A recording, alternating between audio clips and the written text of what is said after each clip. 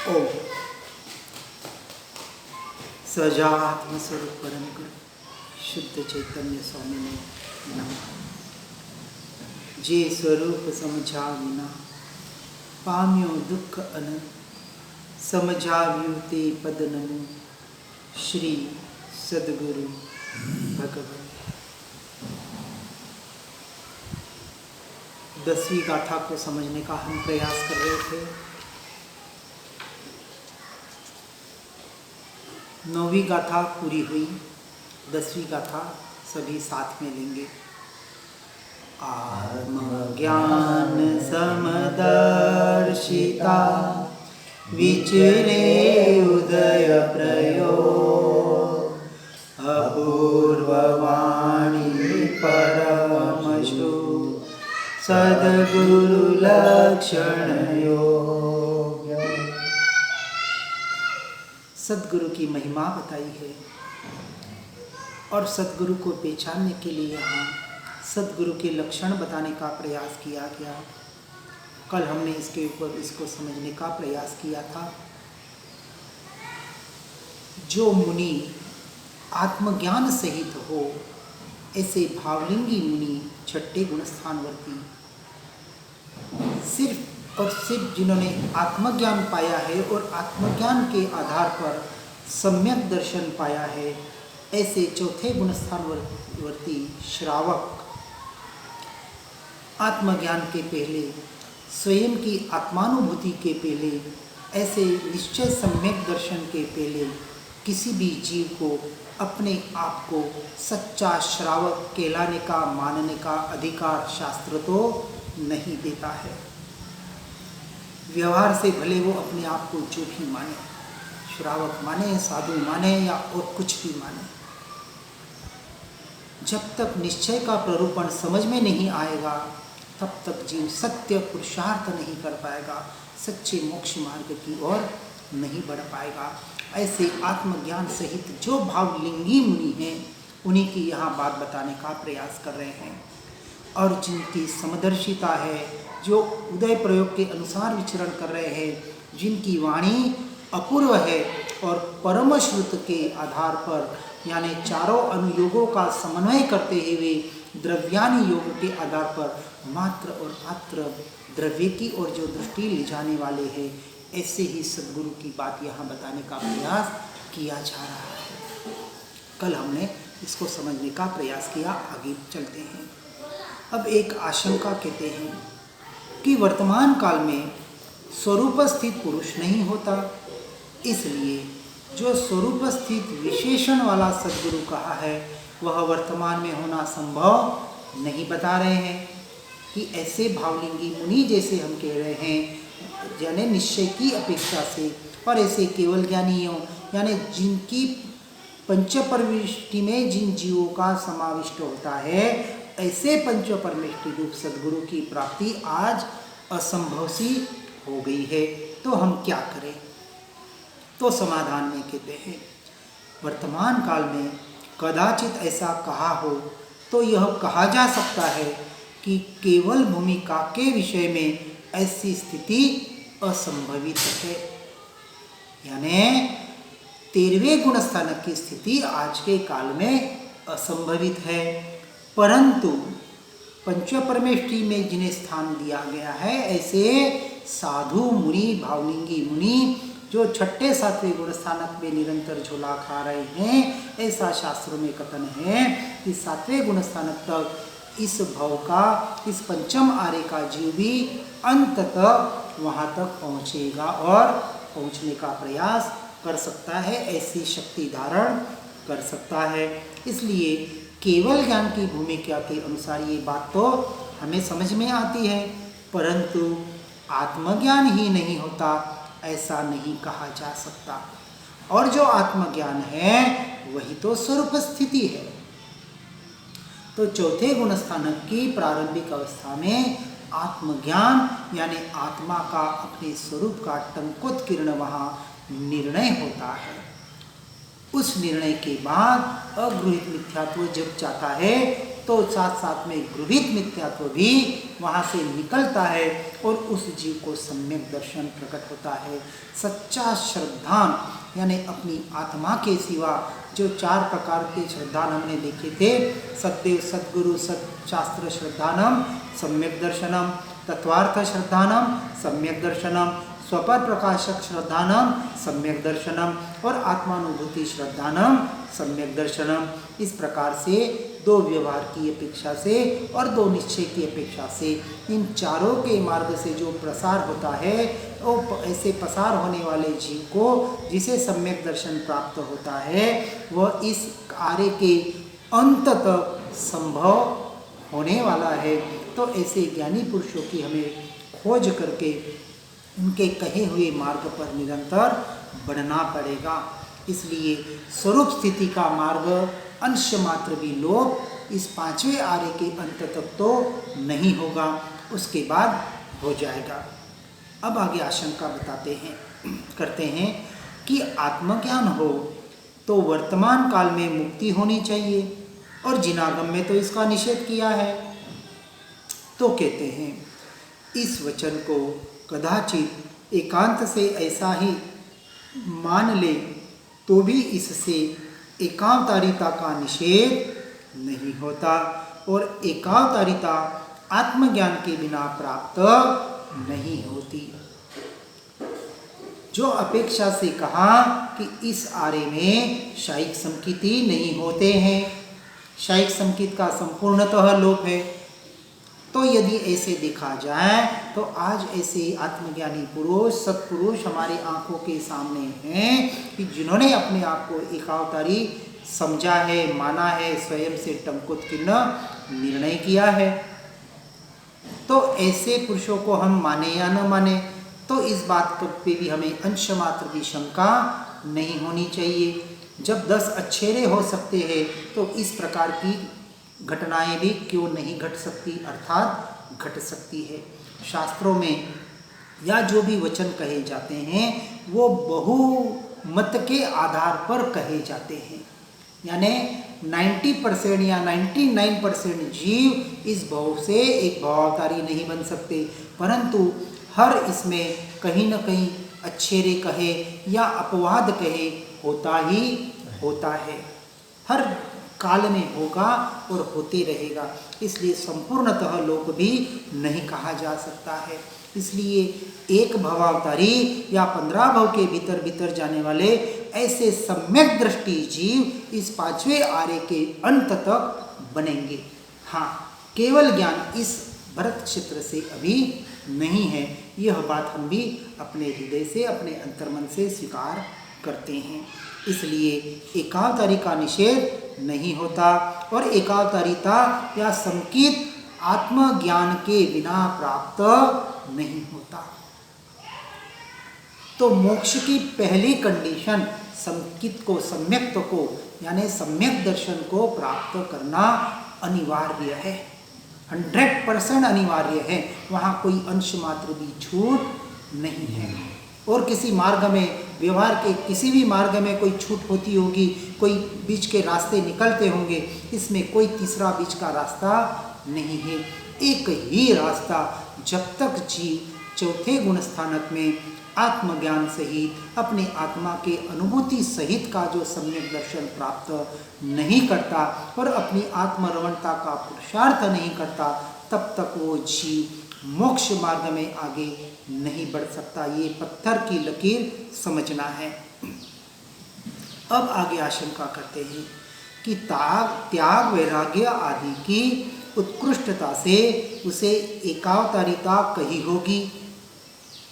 तो समाधान में कहते हैं परमार्थ से उत्कृष्ट त्याग वैराग्य के बिना एकावतारिता होती ही नहीं, ऐसा सिद्धांत है।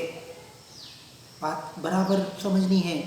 परमार्थ से उत्कृष्ट त्याग वैराग्य के बिना व्यवहार और निश्चय, बाहर के त्याग वैराग्य की भी उत्कृष्टता हो और साथ में भीतर के कषायों के त्याग वैराग्य की भी उत्कृष्टता की वहाँ जरूरत पड़ती है।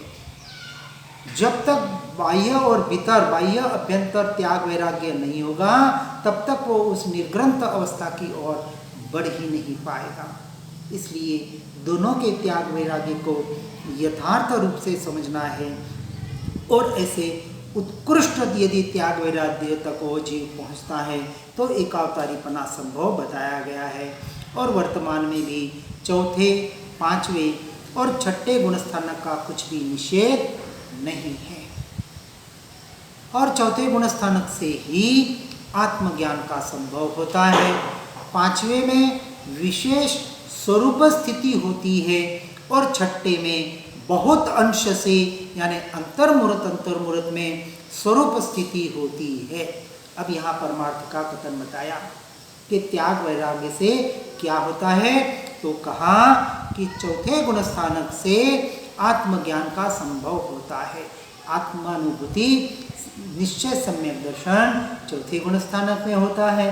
तो पहले गुणस्थानवर्ती जिसे आत्मा की अपने स्वरूप की महिमा आती है वो उसका पुरुषार्थ करता है। इसलिए श्रीमद जी ने एक पत्र में कहा है, समझीने समाई गया और समझीने समाई रया। दो बात बताई। तो समझीने समाई गया वो कौन? 13वें और 14वें गुणस्थानक की बात है कि जो समा गए अनंत काल के लिए। और समझीने समाई रया, तो कौन रह रहे समझ के समाने का? पहले गुणस्थानक से लेके 12वें गुणस्थानक वर्ती जीव समझकर उसमें समाने का पुरुषार्थ कर रहे हैं।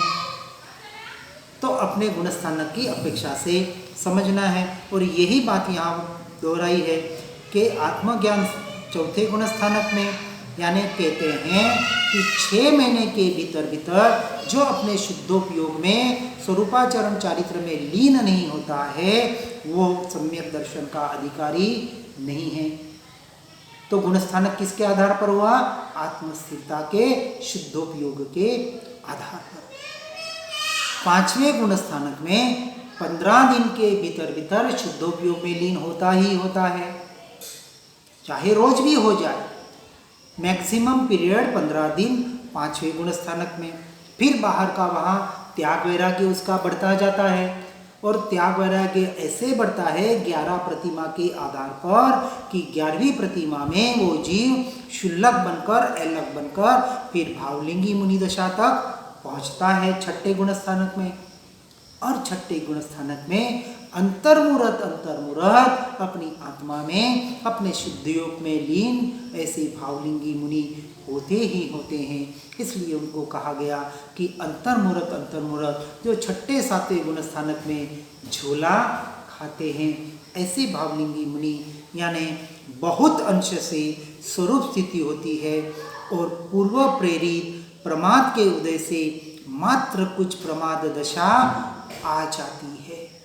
इनको 6ठे गुणस्थानक वर्ती को कुछ देर के लिए के पूर्व प्रेरित कोई ऐसे कर्म के ऐसे उदय होते हैं जिससे प्रमाद होता है। प्रमाद यानी अपने स्वरूप से बाहर आते हैं।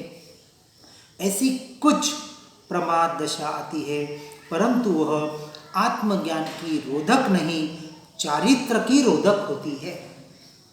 क्योंकि सम्यक दर्शन के बाद, चौथे गुणस्थानक के बाद चारित्र मोह का उदय है, वहाँ दर्शन मोह का उदय समाप्त हो चुका है। क्योंकि मिथ्यात्व पूरा जड़ मूल से उखाड़ चुके हैं ऐसे जीव, अब वो वापस अंकुरित होने वाला नहीं है। इसलिए उसे ज़्यादा से ज़्यादा 15 भव या गिर भी जाए तो अर्धपुद्गल परावर्तन बताया। इसलिए एक बार सम्यक दर्शन तो पाना है, यानी आत्मा की अनुभूति करनी ही करनी है। वापस सम्यक दर्शन शब्द पे न अटके। सच्ची श्रद्धान, यथार्थ श्रद्धान किसका? अपने स्वरूप का, अपनी आत्मा का, अपनी अस्तित्व का, अपने परमात्मपना का। अब फिर आगे आगे एक एक आशंका के द्वारा निरूपण करते हैं। यहाँ तो स्वरूप स्थित ऐसे पद का प्रयोग किया है और स्वरूप स्थित पद तो 13वें गुण स्थान में ही संभव है। तो उसके समाधान में फिर कहते हैं स्वरूप स्थिति की पराकाष्ठा तो 14वें गुण स्थानक के अंत में होती है। अयोगी केवली की दशा, जब मोक्ष होता है, क्योंकि केवल ज्ञानियों के भी 4 आघाती कर्म अभी शेष है, शरीर अभी बाकी है, शरीर की आहार निहार विहार की क्रिया हो रही है, वहाँ आहार तो नहीं है लेकिन विहार और निहार तो हो रहा है। अब ऐसे 14वें गुण स्थानक में जो स्वरूप स्थिति की परिकाष्ठा होती है, क्योंकि नाम गोत्र आदि जो 4 आघाती कर्म है उनका नाश वहाँ होता है। उससे पहले केवलियों को मात्र 4 घाती कर्मों का नाश होने की वजह से 4 आघाती कर्मों का तो संग रहता है, इसलिए संपूर्ण स्वरूप स्थिति तो 13वें गुण स्थान में भी नहीं कही जा सकती। इसलिए सिद्धों को ही संपूर्ण 100% स्वरूप स्थिति व्यवहार और निश्चय की अपेक्षा से कहा जाता है, क्योंकि केवली भी व्यवहार से बाहर से चलते फिरते हुए दिखाई देते हैं तो क्रियाएं हो रही है वहाँ अनंत काल के लिए एक जगह जो स्थित है, ऐसे सिद्ध परमात्मा की जो स्थिति है उसको उस स्वरूप स्थिति की पराकाष्ठा बताई गई है।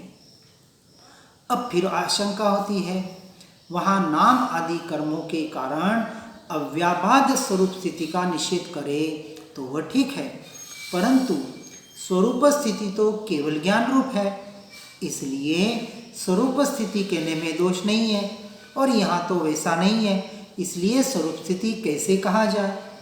वे केवली परमात्मा भी हर समय अपने ज्ञान स्वभाव में ही स्थित है, ये बात तो पक्की है। तो यदि हर समय अपने ज्ञान स्वभाव में स्थित है तो उन्हें स्वरूप स्थिति क्यों ना कहा जाए। चलो 13वें के नीचे से जो है कि 12वें तक जो है, यानी 11वें से गिनने के भी यदि चांसेस होते हैं तो नीचे के अवस्था वाले छद्मस्त जीव कहे जाते हैं। तो उसके ऊपर समाधान में कहते हैं, केवल ज्ञान में स्वरूप स्थिति का तारतम्य विशेष है और चौथे, पांचवें, छठे गुण स्थान में उससे अल्प है ऐसा कहा जाए, परंतु स्वरूप स्थिति नहीं है ऐसा नहीं कहा जा सकता। क्या बताया उसमें? स्वरूप स्थिति का तारतम्य की विशेषता है। कहाँ से? चौथे से 13वें गुण स्थानक तक। 13वें की केवल ज्ञानी की भी बात बताई है। वो जो तारतम्य है उसकी अवस्था में फर्क है, परंतु वो स्वरूप स्थिति में नहीं है ऐसा नहीं कहा जा सकता। तो चौथे वाले भी स्वरूप स्थिति में है, पांचवें वाले भी स्वरूप स्थिति में है। अब उनकी अवस्था अपेक्षा से, काल की अपेक्षा से उसमें भेद है। मान्यता की अपेक्षा से जो टंकोत्कीर्ण मान्यता चौथे गुण स्थानक में उस आत्मज्ञानी सम्यक दर्शन के द्वारा जीव के हुई है, वही मान्यता केवल ज्ञान में, केवल ज्ञानी की उस 13वें गुण स्थानक में मान्यता है। तो मान्यता की अपेक्षा से अंश मात्र भी फेर नहीं है। यहाँ चौथे गुण स्थानक वर्ती भी अपने आप को परमात्मा स्वरूप संपूर्णतः मैं शुद्ध और शुद्ध ही हूँ, इस मान्यता उसको उसने अपने भीतर में टंकोत्कीर्ण कर दिया है। और वही टंकोत्कीर्ण अवस्था केवल ज्ञानियों की है। सिर्फ उस स्वरूप स्थिरता की जो कालावधि है शुद्धों की, उसमें भेद है। यहाँ 6 महीने के भीतर या 5वें गुण स्थानक में 15 दिन के भीतर या रोज भी कर रहा है, और छठे गुण स्थानक में अंतर्मुहूर्त में कर रहा है, और 13वें में हर समय में हो रही है। तो स्वरूप स्थिति में तो सभी आ जाते हैं। और चौथे गुण स्थान में मिथ्यात्व मुक्त दशा होने से आत्म स्वभाव का आविर्भाव है और स्वरूप स्थिति है। 5वें गुण स्थानक में देशतः चारित्र घातक कषायों का निरोध हो जाने से चौथे की अपेक्षा आत्म स्वभाव का विशेष आविर्भाव है, क्योंकि चारित्र मोह का नाश होने से वो बाहर से भी जीव छूटते जाता है और त्याग वैराग्य की ओर बढ़ते हुए बाहर के परिणमनों से, बाहर के विषय कषायों से छूटते छूटते अपने आत्मरमणता को बढ़ाने का वहाँ पुरुषार्थ कर रहा है। इसलिए 5वें गुण स्थानक की 11 प्रतिमा को भी हमें यथास्थित व्यवस्थित जानने का प्रयास करना है। कि ये 11 प्रतिमा का स्वरूप क्या है, जो 5वें गुणस्थानवर्ती जीवों का व्यवहार और निश्चय की अपेक्षा से होता है। शास्त्रों से, पंडितों से, विद्वानों से, जिससे भी हो सके आप वहाँ से जानने का जरूर प्रयास करें। वास्तविक सिर्फ 5वें नहीं, 6ठे भावलिंगी मुनि की भी स्थिति अवस्था, उनके वास्तविक कैसे परिणमन होते हैं, पहले गुणस्थानक से लेके 14 गुणस्थानक का वास्तविक स्वरूप का निर्णय 4थे गुणस्थानक में यानी सम्यक दर्शन के पहले उस जीव के होता ही होता है। तब तो वो उस अपनी अवस्था में आगे बढ़ सकता है, नहीं तो कहीं न कहीं अटक कर वापस भटकने के ही चांसेस आते हैं। इसलिए यहाँ कहते हैं कि 5वें गुणस्थानक में 4थे की अपेक्षा चारित्र घातक कषायों का निरोध होने से कषायों का निरोध बताया है, क्योंकि गुणस्थानक किसके आधार पर बताया, कषाय चौकड़ी का अभाव। 4थे गुणस्थानक में अनंतानुरूपी कषाय चौकड़ी का क्रोधमान माया लोभ का अभाव होता है। 5वें में अप्रत्याख्यानी क्रोधमान माया लोभ रूपी कषाय चौकड़ी का अभाव होता है। 6ठे में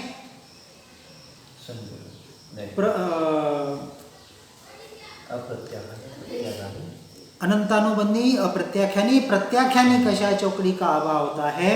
और 13वें में संज्वलन कषाय चौकड़ी का अभाव होता है। इसको यथार्थ रूप से जानना है।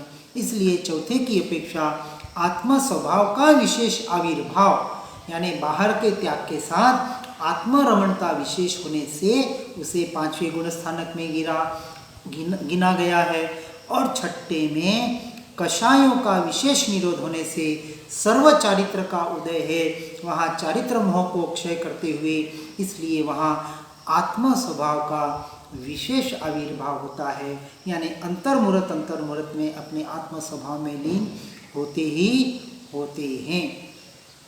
मात्र 6ठे गुणस्थानक में पूर्व निबंधित कर्म के उदय से क्वचित प्रमत्त दशा रहती है, इसलिए प्रमत्त सर्वचारित्र कहा जाता है। संपूर्णतः अप्रमत्त दशा 13वें गुणस्थानक में ही आती है।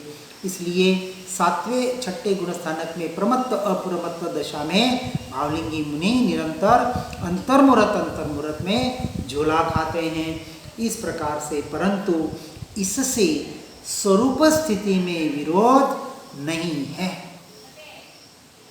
तो स्वरूप स्थिति में वहाँ विरोध नहीं है। प्रतीति, अपने स्वरूप की प्रतीति तो निरंतर बनी हुई है, चाहे वो उनका उपयोग शुभ भावों में भी कुछ समय के लिए क्यों न चला जाए। इसलिए वहाँ स्वरूप स्थिति में विरोधता नहीं है, क्योंकि आत्म स्वभाव का बाहुल्य से आविर्भाव रहता है। ऐसे 6ठे गुणस्थानवर्ती भावलिंगी मुनि की अवस्था दशा को हमें भी समझना है, जिसको श्रीमद जी ने अपूर्व अवसर में उसका पूरा उल्लेख किया गया है। और शास्त्रों में भी समय सारजी आदि और अनेक शास्त्रों में, द्रव्यानी योग के शास्त्र में उनका विशेष उल्लेख वहाँ से हमें जानना चाहिए। और आगम भी ऐसा कहते हैं कि 4थे गुणस्थानक से लेके 13वें गुणस्थानक तक आत्म प्रतीति समान है, ज्ञान का तारतम्य भेद है। यानी जो प्रतीति में जो टंकोत्कीर्ण निर्णय है, अपने निर्णय में, अपने स्वरूप के स्वभाव के निर्णय में कि मैं शुद्ध और शुद्ध परमात्मा स्वरूप भगवान आत्मा ही हूँ, यह वहाँ टंकोत्कीर्ण हो चुका है। वहाँ प्रतीति में कहीं भी भेद नहीं है। ज्ञान के तारतम्य में भेद हो सकता है, ज्ञान स्वभाव की स्थिरता में। यदि 4थे गुणस्थानक में अंशता भी स्वरूप स्थिति न हो तो मिथ्यात्व जाने का फल क्या हुआ फिर? मिथ्यात्व जाना और संकित प्रकट होना, या यूँ कहे कि सम्यक्त्व का प्राप्त होना और मिथ्यात्व का जाना जो बताया, फिर उसका अर्थ ही क्या रहा? वहाँ जब तक टंकोत्कीर्ण निर्णय नहीं होता है, इसलिए फिर 4थे गुणस्थानवर्ती की भी निरंतर प्रतीति में वह शुद्धात्मा ही रहता है, कुछ भी नहीं हुआ। जो मिथ्यात्व चला गया वही आत्मभाव का आविर्भाव है और वही स्वरूप स्थिति है। इसी का नाम तो समकित है, इसी का नाम तो सम्यक दर्शन है। समकित और सम्यक दर्शन में हमने भेद बताया था।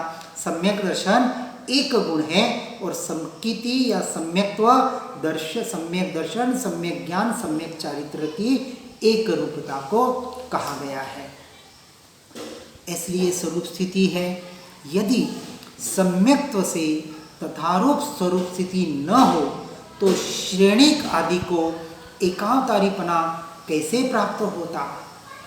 श्रेणिक महाराजा का उदाहरण, जिन्होंने अपने जीवन में एक भी सामायिक नहीं की, एक भी नवकारसी का प्रत्याख्यान नहीं किया, फिर भी शायिक समकित बने, अभी नर्क में है, फिर भी आने वाले 24 के पहले तीर्थंकर कहा बनेंगे, ऐसा जो शास्त्रों में प्रमाण कहा जाता है वहाँ वो झूठा हो जाता।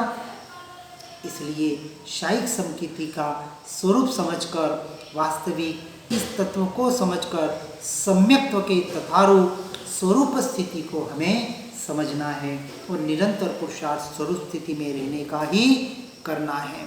वहाँ एक भी व्रत, एक भी प्रत्याख्यान पचकांड नहीं था और मात्र एक ही भाव बाकी रहा, ऐसी अल्प संसारिता हुई। वही स्वरूप स्थिति रूप समकित का बल है।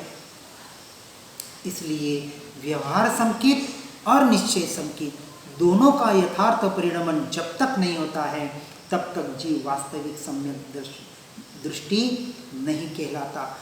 व्यवहार समकित तो अनंत बार आया और चला गया, क्योंकि शास्त्रों में कथन है कि ज्ञानी पुरुष अनंत बार मिले, इतनी बार दीक्षाएं ले ली कि ओघे पात्रों से इनसे वो मेरू पर्वत भर जाए, फिर भी जीव का भटकना क्यों हो रहा है। गहराई से चिंतन करना है, किसी का भी निषेध न करते हुए, कहीं से भी न हटते हुए, जो जो प्रोसेस प्रक्रिया चल रही है उसको सही तरीके से समझकर उसको परिवर्तन करके एकमात्र अपने स्वरूप स्थिति में आने का जीव को पुरुषार्थ करना है। यही एकमात्र सत्य मोक्ष का मार्ग है। इसलिए वहाँ बताया कि स्वरूप स्थिति रूप समकित का ही बल है। पांचवें और छठे गुणस्थान में चारित्र का बल विशेष है और मुख्यतः उपदेशक गुणस्थान तो छठा और 13वां ही है। स्पष्ट बताया मुख्य उपदेशक कौन, 13वें और छठे गुणस्थानक यानी पंच परमेष्ठी ही बताए गए हैं। और उनके आधार पर जिन्होंने आगे ज्ञानी पुरुषों ने उसकी अपने अनुभव के आधार पर प्ररूपणा की है, उनके चारित्र को न देखते हुए उनके उपदेश को सुनकर अपने स्वरूप रमण चारित्र के द्वारा अपने चारित्र को आगे बढ़ाने का हमें पुरुषार्थ करना है। बाकी के गुणस्थानक उपदेशक की प्रवृत्ति कर सकने योग्य नहीं है, इसलिए 13वें और छठे गुणस्थानक में वह पद होता है।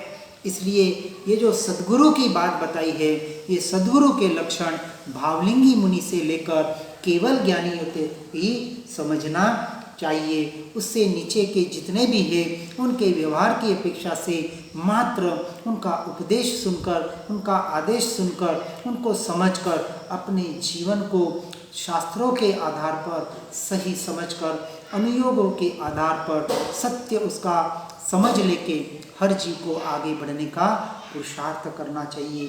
भूल के भी कहीं अटकना नहीं है। ये अटकने इतने भटकने होने लग जाएंगे क्योंकि आज वक्ताओं की इतनी भीड़ लग गई है, कहने सुनाने वाले समझाने वाले बहुत हो गए हैं और वास्तविक सत्य स्वरूप को समझने वाले विरले ही हो गए। शायद आज जो समझकर सम्यक दर्शन को प्राप्त जीव उतने नहीं होंगे, उतने उसको बताने वाले जीव हो गए हैं।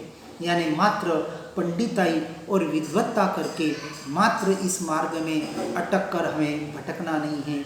इसलिए श्रीमद जी को अंत में कहना पड़ता है कि धरी मौनता एम कही सहज समाधि मान।